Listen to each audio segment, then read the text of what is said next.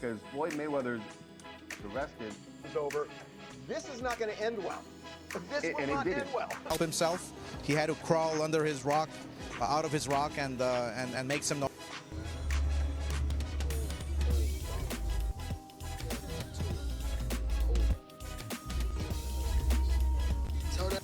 Tell Floyd to get on live.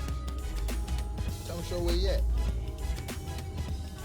Yo, them people over in Dubai that money. Tell him get on live right now. And he owe people in Saudi Arabia money too. Broke. Out here scamming people.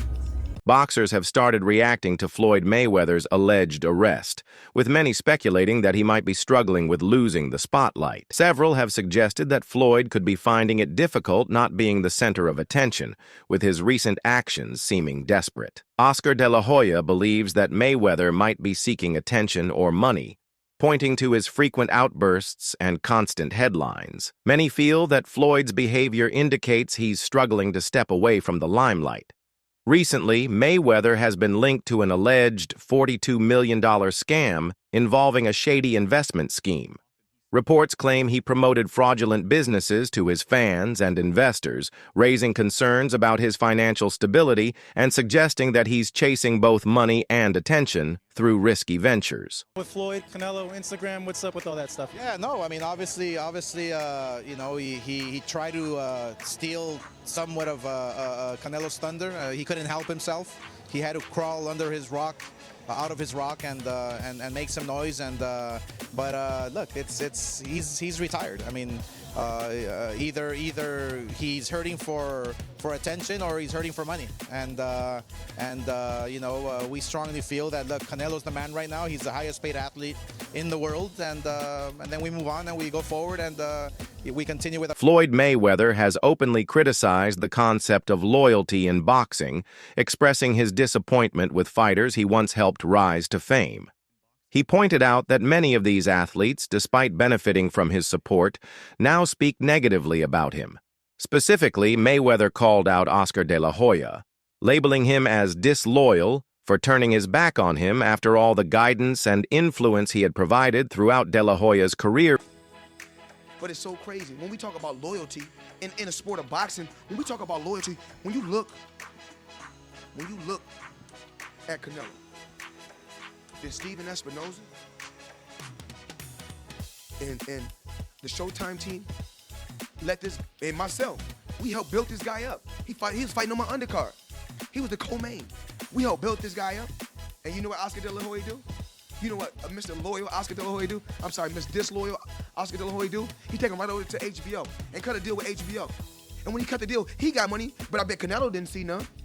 But these are the things that people don't know about in a sport of boxing. Oscar De La Hoya acknowledged the pivotal role their fight played in Floyd Mayweather's career, emphasizing that it was the turning point that transformed Floyd into Money Mayweather. Before facing De La Hoya, Mayweather was earning relatively smaller purses, but the high-profile bout skyrocketed him to mainstream fame and financial success.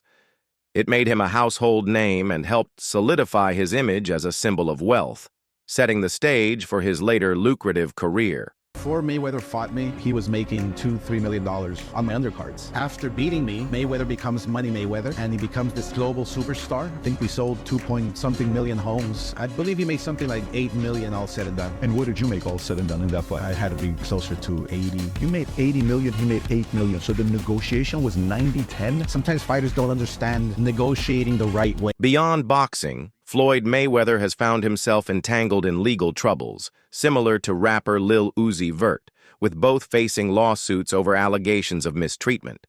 Floyd's immense wealth has often allowed him to act with a sense of impunity, using his financial resources to do as he pleased without fully considering the consequences. This reckless behavior has consistently attracted legal challenges, as his actions sometimes cross boundaries, leading to lawsuits and public scrutiny. Y'all, it's your boy Johnny Fastlane here with allhiphop.com. So the situation is crazy, man, because Little Uzi Vert and Floyd Mayweather are being sued for an assault that happened last June in New York, right? The whole situation is that the person that's suing them says that he saw Floyd Mayweather's truck and he went across the street while he was filming to get some footage of it, and basically the whole money team, you know, Floyd Mayweather's team and Little Uzi Vert came out of the truck and beat the crap out of him, right? It's crazy as hell because Little Uzi Vert responded and he said that he don't even know Floyd Mayweather, he was not there, and you guys got the wrong person, right? I've never seen Mayweather and Lil Uzi Vert in the same place together at all, ever, and I'm guessing that it's probably somebody from Mayweather's team that kind of looks like Uzi, right? Either way, man, Uzi is wrapped up in this lawsuit. We'll see if they take his name off of it once they figure out what's going on, but yeah, let me know what y'all think. Floyd Mayweather and golfing legend Tiger Woods found themselves embroiled in a lawsuit involving accusations of stealing jewelry from a shop. This incident further fueled public scrutiny around Floyd's financial conduct, adding another blemish to his reputation as someone who flaunts wealth but struggles with maintaining transparency and integrity in his dealings. The high-profile nature of the lawsuit only intensified the negative attention, highlighting concerns about the way he handles his finances and personal affairs. $4 million RICO lawsuit that Floyd Mayweather and Tiger is being hit with? Wow. So apparently it's over some stolen jewelry and, or at least allegedly, and the entire story is pretty crazy, and the fact that they're calling it RICO was pretty wild as well, because apparently there was some type of, at least what is being alleged, some type of scheme set up and ran by these celebrities in order to get away with taking free jewelry off of jewelers. So yeah, seems like Throughout his career, Floyd Mayweather has been relentless in maintaining his image as Money Mayweather, regardless of how or where he acquired funds.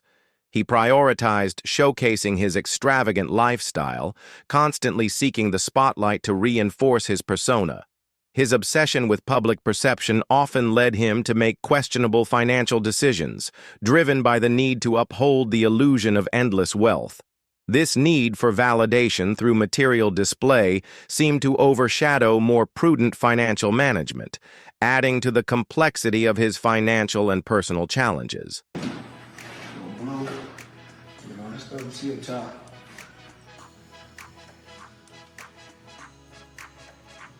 So we got choices. As you guys can see.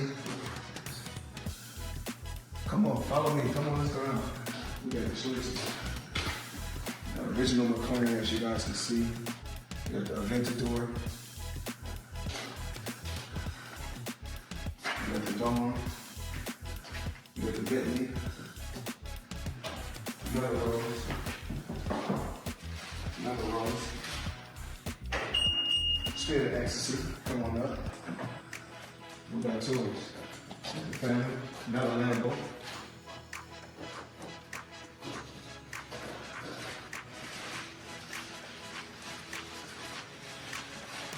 The keys, someone get this. I see some keys right here. I'm gonna got some keys right here. So, Spirit of Ecstasy, up again.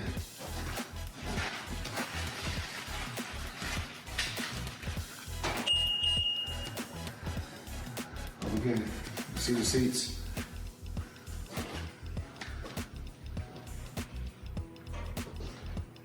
YouTuber and boxer Deji publicly exposed Floyd Mayweather, claiming that Floyd's apparent wealth is largely an illusion. Deji asserted that Floyd's displays of money are deceptive, suggesting that the lavish lifestyle Mayweather flaunts is not a true reflection of his financial reality. He further criticized Floyd's deep-seated insecurity, suggesting that his obsession with materialism and the constant need to showcase wealth stems from internal struggles rather than genuine prosperity. This revelation painted a different picture of Floyd, one that highlights a possible vulnerability hidden beneath his confident, money-driven persona. Yeah. How was he? Like... Oh, so he's fake as hell. Oh, really? Oh, my. No, he's so fake and he's insecure as hell. And the thing is, I don't even care about saying all this stuff. Yeah, you're not going to fight me, are you? Okay. He's so insecure. So, let me just tell you, like, some things that happened. Okay. So, this was the Dubai podcast.